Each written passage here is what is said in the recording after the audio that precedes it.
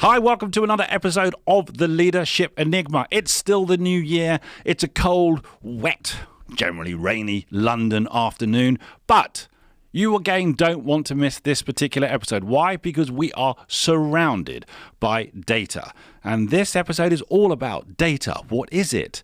How do you actually consider the aspect of data governance? In fact, why should you be interested as a leader of a small business, as a medium business, or a global monolithic type business? This is important. Now, you're listening to the Leadership Enigma, which is powered by Transform Performance International. In fact, you might even be watching now the Leadership Enigma. You know what? We've got over 90 hours of unseen footage, which will start to be collated and edited, looking at James now, and put onto our new YouTube channel. So not only can you listen to us, but hopefully you can watch us very, very soon. But come back to me just after this break, where I have back on the show the wonderful Dr. Jonathan Reichental, who, well, I'll get him to explain his background as a founder, professor, and author.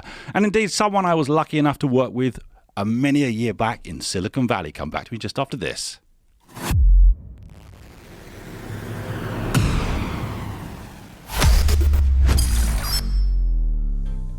You're listening to The Leadership Enigma, powered by Transform Performance International, a podcast for the insatiably curious to explore the power of human-centered leadership to create real momentum for positive and sustainable change.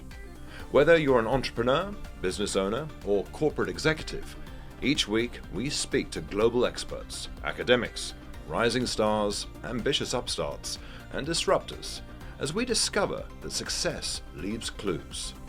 Now, here's your host, Adam Pacifico.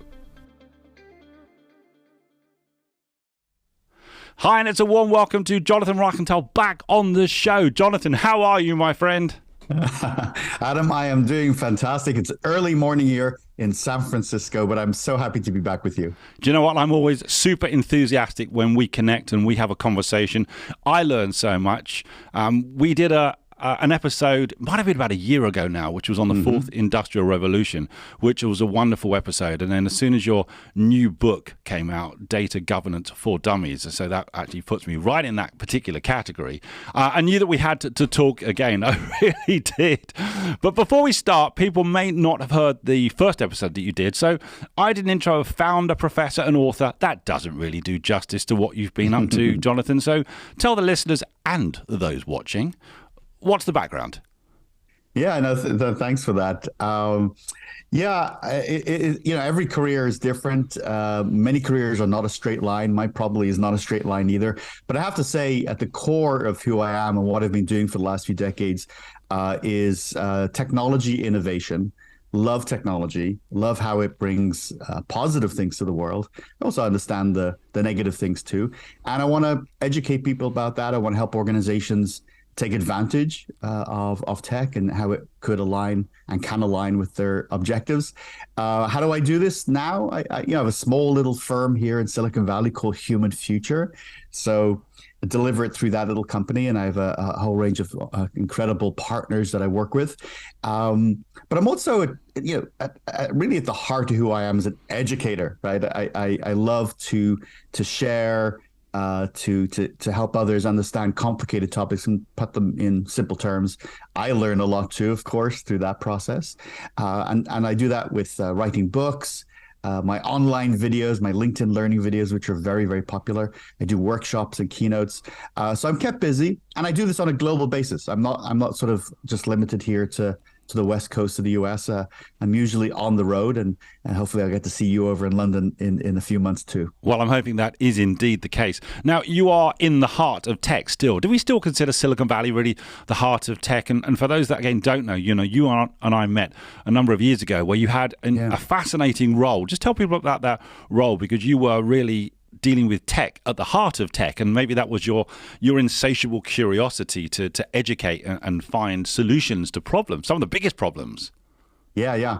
Well, I worked for a big consulting firm for almost 15 years, and I actually had the title of innovation director. So I had the title to help the organization and our clients discover and align new technology with their strategy, to help leaders really understand what they need to do, whether they need to take a technology seriously or not. Right. And as that organization was going through some change. And by the way, we hit that great recession back in 2008. I had an opportunity to come out to the West Coast from the East Coast of the US, worked for a tech company. But I think what you're really getting to is I got this phone call out of nowhere to come work for a city. And, if it'd been a city somewhere in the country that, didn't have a profile, I probably would have listened, but I don't think I would have moved forward. But this was the city of Palo Alto being the birthplace of Silicon Valley, the place where, Steve Jobs, lived there, and Mark Zuckerberg and Tim Cook and so many other people and organizations. I thought this would be a fascinating place, not only to work, but to have a platform to be able to experiment with delivering local government differently. And for 7 years, we had a blast. We created the #1 digital city in America. 5 years in a row. We were #1 and one on the first year, and then for 4 years we were in the top 5. Right. And I'll just tell you this: when you work for a city of tech people, and you're the CIO. So I was the head of tech for the city. Yeah. The entire city is full of CIOs. So you're actually no pressure. No pressure. They know better than you, and often they did, and I learned from them. But boy, was that a high bar for me to reach every single day. Well, I was fascinated when we first met, and it was in Mountain View in Silicon Valley.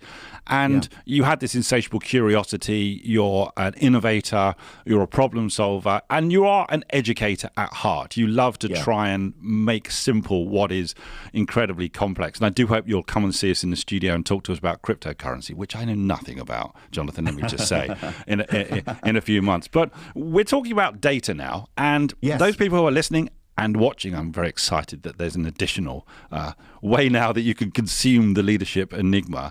When we talk about data, this is relevant, isn't it, to all leaders, whether you are starting up in your kitchen table, whether you've got a boutique, a medium-sized business, or whether you're sat at the moment as the CEO of the FTSE and the S&P companies. Why should leaders, and again, forgive me if I'm being too generalist, Jonathan, why should leaders care about data per se? What's the importance of data nowadays? Yeah, it's always been important, but it's really important now. Yeah. Is there such a thing as a company that's not really a technology company anymore? I mean, every company, not since the pandemic, right? Right. Yeah. Every company relies on, is connected to, and runs on the internet, is connected, is digital. Doesn't matter if you run a farm, airport, consulting firm, or a school, whatever it is you do, you're at your core now, you're kind of a tech company. And because of that, because you're digital, you're consuming data, enormous amounts. You are generating data, you're storing data, you're analyzing and working with data. Now, you've been doing that for a while. Again, I just want to say this is not some sort of breaking news. Yep. What is different is the sheer scale and richness of that data, right? We're in the zettabyte period now, right? Well, you're going to have to explain that to me, Jonathan. Okay. Who knew there was even a word called zettabyte? It's a new one on me, that's for sure. Well, look, we all know terabytes and gigabytes and megabytes, right? Well, they're all just, we're basically talking about the size, quantity of data. Right. And it's just, we're producing so much. Everything that's connected is producing data. I mean, what we're doing right now, think about what we're doing right now. We've got a podcast going, we're doing video. We're producing masses of data right this second, just the two of us and all our equipment and our connection. Scale that to a business, to a small business, medium-sized business, and then to a large business. You're creating remarkable volumes of rich data, video, data, audio, all different file types. Well, look, you said zettabyte. It's basically 1 with 21 zeros.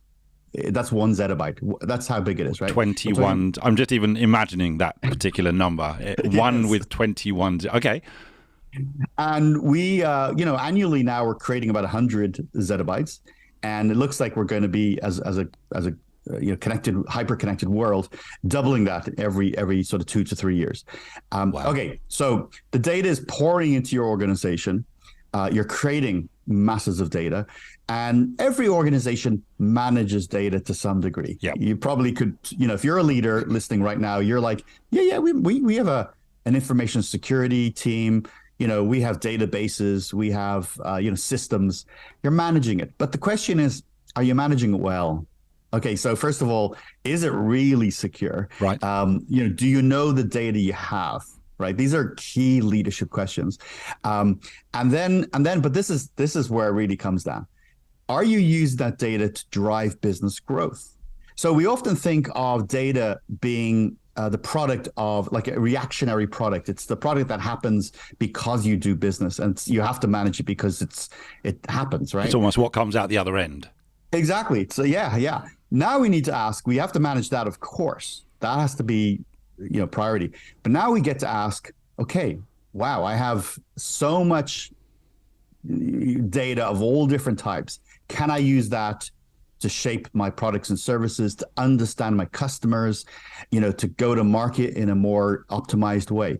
So we need to play in both of those camps now, right? On the sort of reactive running the business, the ops side, and then that proactive, innovative side. Data governance, in a nutshell, then, is doing all of that really well, right? Data governance is about managing data well. And, I'm sat here and I almost feel overwhelmed because I think about this subject touches everyone. I think of my teenagers and the data they create or the data that they consume. I'm working with large organizations, financial services, payment card companies who are now technology companies, not financial services companies. We know that there are huge telco companies who are becoming techco companies. So this is happening everywhere, big, small.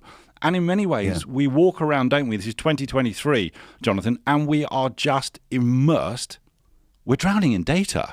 And one of the things on my mind is people thinking, how do they make decisions when there is just, in essence, they're drinking from the fire hose as regards data? And what's the provenance of the data? How correct is the data? How does someone corroborate the data? And there are so many things in my mind, and forgive me, I'm taking us off. But I just wanted to make the point that the applicability of data impacts almost all of us. Must do. Yeah. No, it's I love how you're thinking about it. I love the questions you're asking. And this is what leaders are struggling with too. Right. They really are.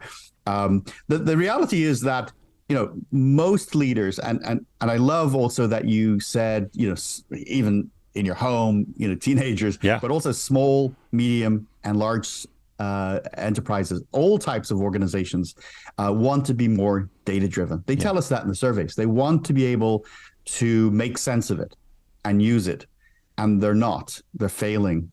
That's the actual answer. But the numbers, it's around 99% of organizations want to be data driven. About 34% are achieving it. Okay, so that's one of the motivations for writing the book. That's a big gap, isn't it? It's a big gap for leaders. And here's the thing. So this is why I wrote the book, and why I think this topic is really important. You can get there. You have to do the work. You have to actually put in place the mechanisms for this, and you have to train your teams and hire the right people, put in place the framework to succeed. It's not a random thing. You can't just say, hey, we're going to manage data better tomorrow. You actually have to do specific things. And the good news is, even though, as you say rightly, and so many leaders say, I'm overwhelmed by this, there is a path, and there actually are a number of paths to get you to success. Right. There is a path to do that. And that's what I hope that we can achieve, because again, I appreciate we're scraping the surface. I'm going to ask you how people can get hold of your book and engage with you in the conversation. But we're really living in a data culture, aren't we? Because we are just surrounded by data all the time. We're taking it for granted. Much of it is automated. Is that a fair comment as well in relation to how it's being generated and sifted and thrown around? Mm-hmm.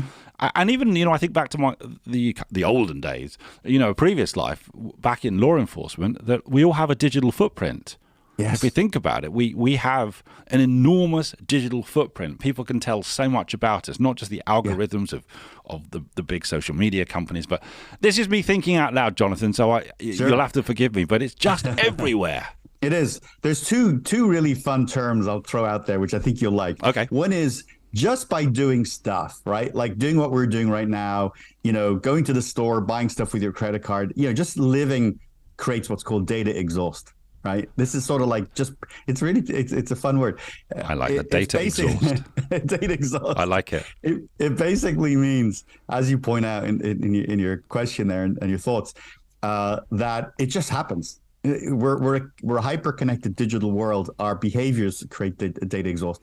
And the second one, which I think that's important, right? Because do we know what we're creating? Is it being protected? People are rightly concerned about things like privacy and stuff, right? And then there's another term, which is you're a company and you are dealing with, obviously you're engaging with suppliers and with customers. You maybe run a factory or something. You're producing data as a consequence. You're producing data then that you use. But then there's a lot of data that's sort of, it's kind of data exhaust, but we use it once and then we put it aside. That's called dark data. And here's what we're discovering is there's a lot of dark data. Right. I think you could probably think about it yourself in terms of, imagine when you're editing your podcast, right? There's a lot of stuff you throw away, or you don't throw it away. It's in a folder somewhere. We're not throwing away any of this of this particular episode, John. I'm just telling you. All right. But I'm with you. I get you. Okay. But here's what companies are discovering is, hey, I got like so much dark data that actually, if I have the tools to analyze it and I have the skills in my organization, there's diamonds in there. I mean, there's like amazing nuggets around, my customer behavior, how do I get into new markets? What am I learning from challenges with my suppliers? There's just a ton of insight in there that, people are leaving on the table, and nobody wants to do that. I mean, if you could go to an organization and say, you know what, you are only seeing, and I'm making this up right now, this is not a real stat, you're only seeing, half of your capability as an organization. And here's some tools and processes to see the other half and actually move forward. I think leaders do want to be open to that. And, ultimately we do learn that leaders do want to pursue data governance for those kinds of reasons. Let me ask you a couple of questions before Sure. I'm going to ask you to help me in relation to a little bit of a point plan for leaders listening to this and possibly watching it. Is the genie out of the bottle a little bit that we're creating so much data at the rate that you described? This is impossible to police, to govern, to really manage. Is it just too much? There's too much data from all of the billions of us on the planet. It's losing battle. Well, look, you reminded me of a quick example here. Over in Europe, we were trying to do some science to discover the origin of the universe. We built this, circular, amazing technology called the Hadron Collider. Right. And every second it generates masses of data, and they're firing these, these lasers and measuring all the characteristics. It creates so much data. We actually don't have technology to record all that data. Right. So that's the extreme description for you in terms of, yes, there's nothing we can do because we simply don't have the ability to process and store everything we create, in that extreme example. To some degree, that exists in most businesses. Leaders have to make priorities all the time. Yeah. And they know what's important to them. They know that their customers are number one. They want to make sure that they're taking care of their employees.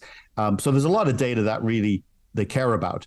And then, they haven't necessarily prioritized other data sets. Perhaps they didn't know about them or don't know what to do with them.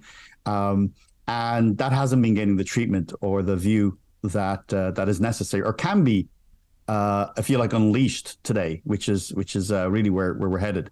I think for the small, for the average business today, even if you go from small, medium, even to a large organization, the technology exists. It really now comes down to making some investment and determining what you want to do as an organization. I think you can get on top of this. The reality, though, to your question, is most organizations are not today, just because they haven't prioritize this. Right, gotcha.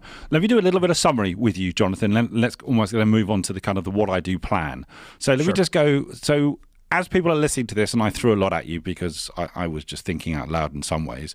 So what is data governance again? Just give us that kind of pithy description for leaders listening now. I would say it is a way to manage your data well, to be able to take advantage of your data to drive business growth.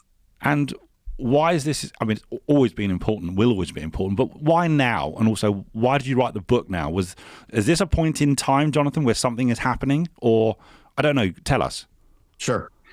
Well, one of the big drivers is just data has escalated to being a critical asset in every type of organization due to its sheer volume. Yeah.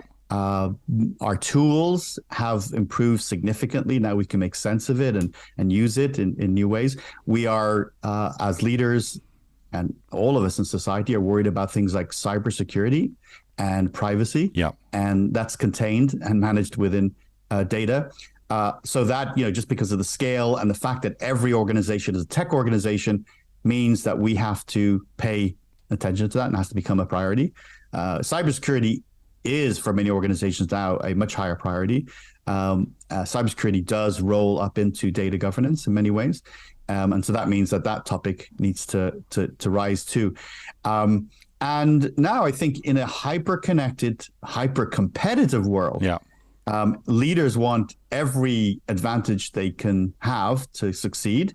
And they're sitting on the most incredible organizational asset called data that they're barely taking advantage of. So it's like, again, it's like you're leaving it on the table. We're saying, you're a leader and you're saying, hey, I want to grow my organization in the next 24 months by, 15%. Yeah. What can I do? What levers do I have? And just look at what you already have, which is your data. If you can tap into that, analyze it, and take action on it, you have definitely the possibility of growing your business. Well, this is now in the realms of the competitive advantage, isn't it? From how you're describing it, is data the new oil? Is it the new liquid gold? I don't know, all these superlatives, but it's incredibly important, and therefore it has to be on the leader's agenda, doesn't it? Of a brand new business or a medium business or a monolithic business, where I appreciate there are more resources around this. It's got to be on the agenda, hasn't it?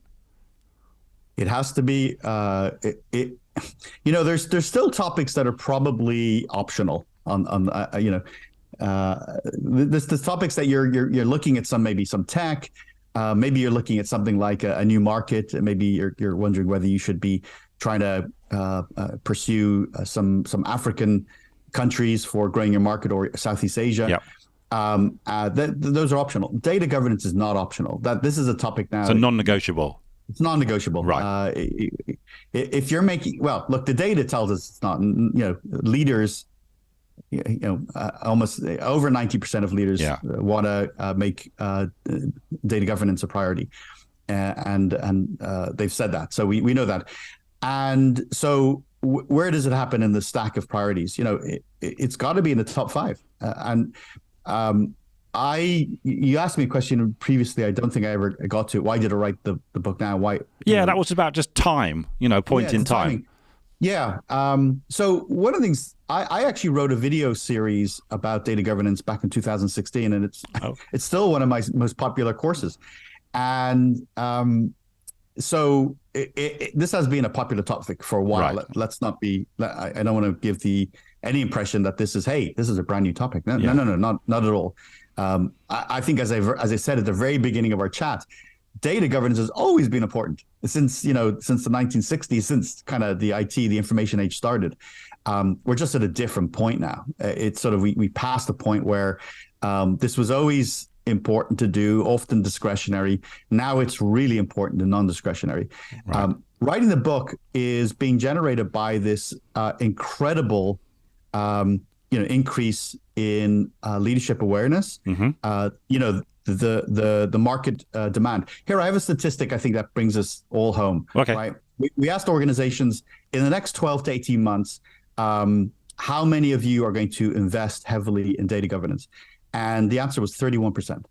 31% they were going to invest, whether it was skills or technology or training in data governance. 31% of all organizations. That's a big number, and that's why I wrote the book. Right, okay.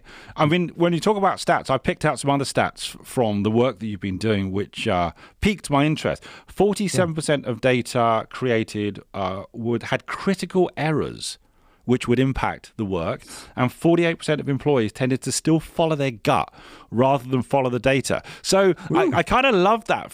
There's still the human element, isn't there? Either the human error going in one end, or actually just the human thinking, I'm going to go with I've got 25 years experience, Jonathan, I'm going to go with my gut and screw what the data says. So the human piece can't be detached from the data, can it? No, those are those are some terrifying data points you say. You knew they'd pique my interest, those ones. Wow, imagine that was the data for the hospital you were going into for your surgery, or the airport you were going into to jump on a plane to some destination.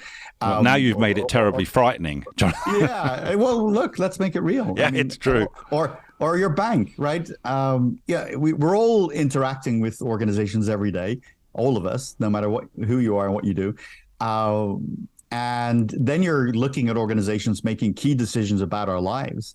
The fact that data is at the core of that, and often it's not being used in a scientific way, but in fact is being driven by gut, or is being actually driven by errors, is something that needs to be resolved. And I've given you some key examples there. If we base a decision on bad data as an organization, bad things will happen. It really will. Well, no, I agree with you. So we've given helped with what is data governance, why it's important. It's on the leadership agenda. It is a non-negotiable. So can you help people? And this is, I know, difficult from all the work you've done and the research that you've done. Can we distill a little bit of a plan for people watching and listening in relation to what should they do just to get them started? And then I want to point them towards you and the book. But how can we be the most value to listeners at the moment, Jonathan, in relation to this? Yeah. Well, one of the biggest kinds of feedback that organizations give around data governance when they first learn about it is, or they start to understand it for the first time, perhaps, is, wow, this sounds like another organizational initiative that's going to be expensive and sort of it's going to deter us from focusing on our customers and doing our day-to-day work. And so the first thing to recognize is there's many ways to do this. It doesn't have to cost a lot of money. It doesn't have to be highly bureaucratic. And you should build your program based on your needs and your organization. So a small organization is not going to need a lot, right? It's going to need a plan. It's going to have to determine some roles and responsibilities. And you're probably going to have, one or two tools, right? And some of the tools, by the way, you already have, things like whether it's, it's spreadsheets or, your existing technology stack. And then as you scale up, as the organization gets much bigger, and you look at things like your regulatory requirements, then maybe you've got to have likely you're going to have something somewhat more formal. Now, most big organizations that have regulatory requirements or compliance requirements, like if you handle medical data, you have special requirements. In Europe, of course, we have GDPR, which is all about handling data. By the way, GDPR is data governance, just to be clear. Well, as you say, GDPR, there are probably some people listening to this and hyperventilating just at the mere mention of it. But I'm with you. That is data governance for sure. Just general data protection regulations, and making sure that if you give your private data to an organization, there's some modicum of discipline used to protect it, right? I think we want that. We want that on a personal level, don't we, Jonathan? We want our data protected. We do. We want that, but the organizations we deal with may not be honoring it. They may not have the ability to. Right. Okay, so let's get this down to some real clarity. You have to determine what kind of program you need, right? So if you're a small organization, it's going to be lightweight. Yep. You don't want this bureaucratic madness. I would never be an advocate for that. If you're a big organization, figure out what you already have, because you probably have a lot. Yeah. And then figure out the pieces you're missing. Like knowing what you need, like kind of evaluating the environment in which you operate and kind of assessing your capabilities, I think is a key first step. And I mean, it's a bit of what you might say is a gap analysis, right? Like what do we do versus what should we be doing based on what our needs are? And then out of that, you're going to create a plan. A lot of organizations don't think of data when they think of strategy. And I'm recommending again that you have a data strategy among your many different plans, and you write that up, you craft it. What are our objectives? How are we going to achieve them? What's the timeline? What's the budget? Factor those into, again, the right size of strategy for your organization. Right. The third part is now, well, you got to get into execution, right? You've done the assessment, the planning, the strategy. Now you're going to get into execution. What I talk about a lot are the roles, because there's specific roles and responsibilities in an organization. Okay. In a small organization, existing people are probably going to do several things. Like ownership, right? Who owns data sets? Right? I always get when I'm standing in front of leaders in some sort of forum, a workshop or a training event or something, and I say, do each of your data sets have a designated data owner, like someone who wakes up every day and cares about that set of data? Nobody wants to answer it. Everyone's embarrassed, right? Does everyone look at their shoelaces at that point? They do, because they don't have owners. So nobody's caring about, some data sets. Some organizations do, of course, some do it well. Most are not there yet. Right. So that would be, for example, we call that a data steward, or that's a data owner. And then data steward is somebody who then acts sort of like, it can be the same thing, by the way, depending on the size of organization. That's the person who then applies rules, kind of makes sure that the rules can be enforced, around how data moves, let's say, within an organization, or moves, out and, goes outside the organization and comes into the organization too. So roles and responsibilities. And then you've got the sort of the last part, which is operationalizing it.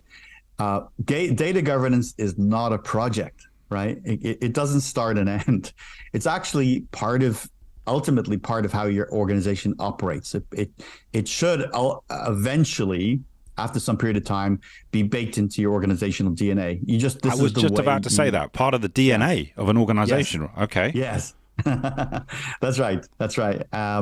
And again, look, it's so important. I know your podcast is popular across the business spectrum. So, if you're a very small organization, you're going to have very lightweight processes and responsibilities. Yep. And you're going to document it, by the way. You want to have some policies and things. Again, light. Now, if you go swing to the other side, Fortune 500 company, this is going to be rigorous, right? You're probably going to even have a data governance team. You're going to have data stewards across all the departments.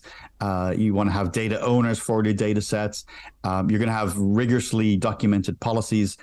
And some of your listeners who are listening today or watching will say, yeah, we have all that. So you're in good shape, but I got to say you're probably the exception. So I think those are the key steps. Gotcha. Well, this is great because, as you say, and is this right? I think we talked about the fact that everyone's a tech company now, and in some ways we had to be during the 3 years of the pandemic. Right. We're not really completely out of it, are we? But that actually forced us in many ways to become far more digital. This is non-negotiable. It's got to be on the agenda of all leaders, whatever size of business. I think what I'm hearing as well for a lot of small, medium businesses who might be thinking, well, hang on, how expensive is this? It can be inexpensive, but it's got to be created almost in tandem. So it's not a detraction from the core. It actually is there to support them. And in some ways, using that data can be a differentiator and a marketplace bonus. Am I summarizing? Is that a fair summary just of that early part, Jonathan? Yeah. The investment question is important because it actually is one of the reasons why organizations don't move forward. Oh, it's a barrier. It's a barrier, right? And so I want to be, and I write about this a lot, is that it shouldn't be. At some level, you can implement a good framework, a good data governance framework at little cost, and actually get some really big advantages relatively quickly. And then at the larger scale, you're starting to invest. We never talked about tools. I mean, that's, we'd be remiss if we didn't mention tools. I mean, part of data governance is two very important pieces here that I would hate not to say. Okay. Number one is you have to be able to find data, right? I don't know what it's like for you at home if you're looking for a specific photograph or file on your computer. It's not easy. No. Even with the best search engines on your computer and all that. But imagine scaling that to any size organization at some point. Yeah. You want to be able to find data. And then when you find the data, do you know if it's current? Is this the most current version of the file or the data set? Who owns this data? Or how should I protect this data? So we need to be able to find it. We call those, by the way, data catalogs. Right. Data catalogs. These are like a catalog that you think of for, in the old days, or an IKEA catalog. Yeah, I'm showing my age. I've got good memories of catalogs, Jonathan. Trust me. Me too. I came from that world too. And it's all digital now. So you got this beautifully, managed and curated data catalog in your organization. Allows you to search and find and use data seamlessly. Right. Of course, I'm joking. Most organizations are not there. So data catalog is really key here, right? Okay. The heart, because the fact is, let's think about that. If you can't find the data, and when you find it, you don't know anything about it, who owns it, if it's current or whatever, it's worthless, and actually it's expensive. Then that's expensive. Well, it's just hoarding, then, isn't it? Just hoarding data for the sake of it. So, so data catalogs. Okay, and the second tool that we have to talk about is analytics. Right. Okay, so you find your data, and you're happy that it's good quality. Now you want to be able to look for those, the incredible insights that are in almost every set of data. What patterns are in there? What can we tell about how we're going to market? What can we tell about customer behavior? What can we tell about our level of risk? That's got to be the prize, hasn't it, Jonathan? The signal from the noise, almost from the huge amount of data. What does it distill into? What's the insight? What's the wisdom? That's got to be that's really the prize, isn't it? It is. I'm so glad we got there. Yeah. And kudos to you for using the word wisdom. That's amazing. People usually get as far as insight. They don't think of the next level, which is wisdom. Okay. Yeah, terrific. Well, I'm feeling very flattered now that you've said that. No, you should. You understand this. Well, I'm not sure I do, Jonathan, but I'm hoping I'm asking some useful questions to those who are listening. So the data catalog, and then obviously the analytics in order to create insight, wisdom from it. Okay, take me from there. Well, those so those are maybe some of your more ambitious goals, right? For data governance. Now, I data analytics. That's a whole nother episode, isn't it? It is. It is. I don't want to make that sound like it's aspirational. Every organization does data analytics. If you, as I said earlier, if you just open a spreadsheet and stare at the spreadsheet, you're basically doing data analytics, right? We all do that, but doing it well, getting real rich insights from it and getting to wisdom, being able to actually drive organizational growth through analytics, that's your aspiration, and you need to get there. Look, it's doable. I'm a big sports fan, Jonathan, and you've only got to watch any sport and see all of the analytics all over the screen in relation to how they've gone through the data and are either predicting or, I don't know, in some ways valuing players, assets, whatever it might be. Yeah. And so that takes the fantastic, to use that as an example. Sports does data governance pretty good, actually. Okay. It really does. I think the last part to connect all these pieces together is the skills. Right. skills, right? So there's a whole variety of ways I think about data skills. Like on one level, data science is such a wonderful, growing opportunity, right? So if you got listeners who are like, I don't know what to do with my life, or I don't know what job I'm going to have, consider data science. It's a set of a lot of different topics it's a big umbrella relative to the role that data plays in our world. And it's fantastic. It's good. It's good growth and good paying jobs, technical, sophisticated, complex work. So that's one way I think about it. But then if you're an organization, do you have the skills? So you've got a couple of questions. Number one is, do you train some existing staff? And that's always a good path, right? Let's make sure you have the capability to execute on this. Like I always find it interesting when organizations, are failing to execute, but they haven't trained or they don't have the resources to do it. Right? You've got to see, are we capable of doing it? Okay. You might want to hire people, right? Not, in a more of a, if you like, a weaker economy, not always the number one reason or number one choice, right? But, as you grow your business and you want the kind of talent to help on that path, hiring, data scientists, data analysts is definitely should be on your agenda. So there's that, and then the third part is do you use third parties, right? There's a lot of providers now, outsource it or partner, right? There's a ton of incredible data governance and data management partners that you can work with now, who'll help you and maybe accelerate your ambition in this area. So in many ways, people have got to think about, they've got to have some form of plan to this, a strategy. They've got to execute. They've got to operationalize. They've got to be able to catalog. They've got to be able to analyze.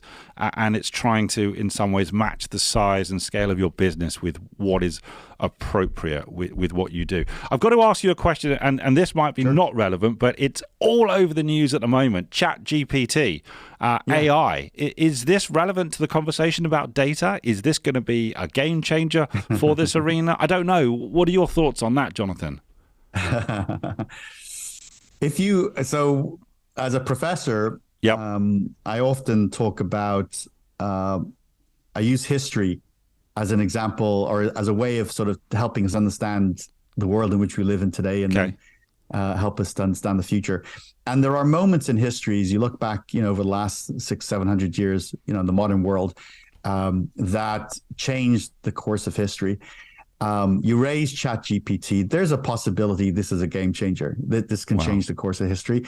We may be going through this moment right now. It's hard to see, by the way. You have to kind of be 20 years in the future and look back and say, what was the moment in which everything changed? If you haven't played with ChatGPT and sort of learned a little bit about it, I would encourage you to do that. It's phenomenal. And in the next few months, across 23 and 24, there'll be new versions. There's a thing called GPT-4 that's coming out that'll drive this. The degree to which it's going to give us answers, do work that we do, but do it well and do it fast. One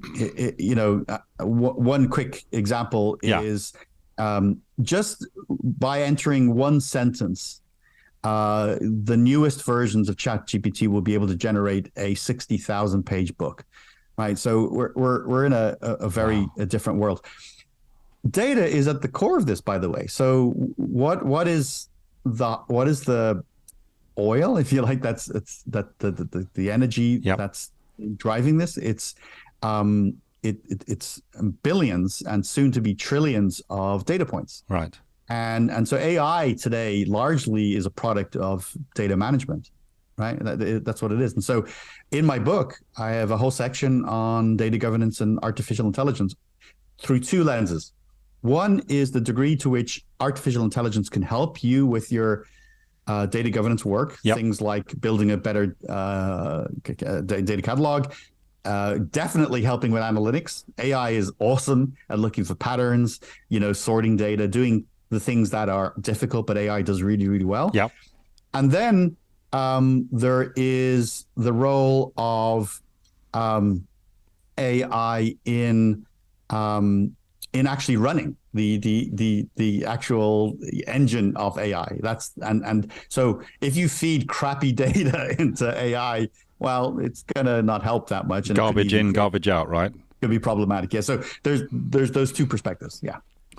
We are, I know, just scratching the surface, and yes, maybe you've heard it here. We may be at that point in time, so do check it out. How do people get hold of the book? I know it's already an Amazon #1 bestseller. There it is, Data Governance for Dummies, and don't underestimate this. Jonathan, how can people get hold of a copy of that? Yeah. And thanks for the opportunity. Look, I've written a few dummies books. Don't be thrown off by the title. This is a sophisticated book for all types of leaders and people in all types of organizations. It's written in a way that everybody can understand. That's basically what it is. But it's hardcore data governance. Yep. It gets you there. It gets you through the processes. As you said, it's available everywhere. Bookstores. Go to your local bookstore if you can. Even online, and Amazon will definitely get it to you. I'm really easy to find if you want to reach out. Yeah, how do people connect and carry on the conversation? Because I know you LinkedIn Learning. Tell us a little bit about those connection points and how people can start to get even more value. Yeah. Well, you can find me. You can go to my personal website, which is Reichental.com. It's my last name, Reichental.com. You can. I'll put that in the show notes as well, Jonathan. Oh, thank you. There's a form in there. There's, it's easy to find me. Of course, I'm on LinkedIn. So just go to Jonathan Reichental on LinkedIn. Yep. Twitter as well, just at Reichental. Instagram at @JReichental. So I'm on all the sort of major platforms like those. And in terms of value, so on my YouTube channel, for example, I have a ton of free stuff.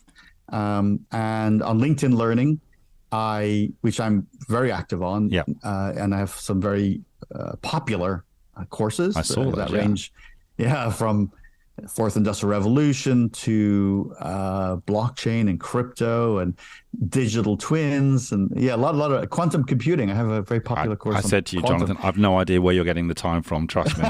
So, very impressive. But they can find you on all of those, and I'll put all of those details in the show notes as well for people. Thank you. So they've got that. Listen, you've been an absolute superstar again. It is always a complete pleasure to connect with you and chat to you. And I know you're going to be coming to London soon, so let's reconnect and let's talk about that subject, which I know nothing about, cryptocurrency. And again, we'll consider, why is it important for leaders? Why should they care? Who knows? Is it another turning point? But you've been a superstar. Take great care, Jonathan. Thank you, Adam. It was awesome. All right. Join us again next week for more tips and strategies on the Leadership Enigma. We'd love to hear your comments on today's show, as well as suggestions for future topics and guests. Get in touch with your host on LinkedIn or visit the dedicated website, www.leadersenigma.com, powered by Transform Performance International, where you can access our exclusive learning, including books, videos, bonus content, assessments, and more. Please don't forget to rate, review, and subscribe on all your major podcast platforms. Thanks for listening.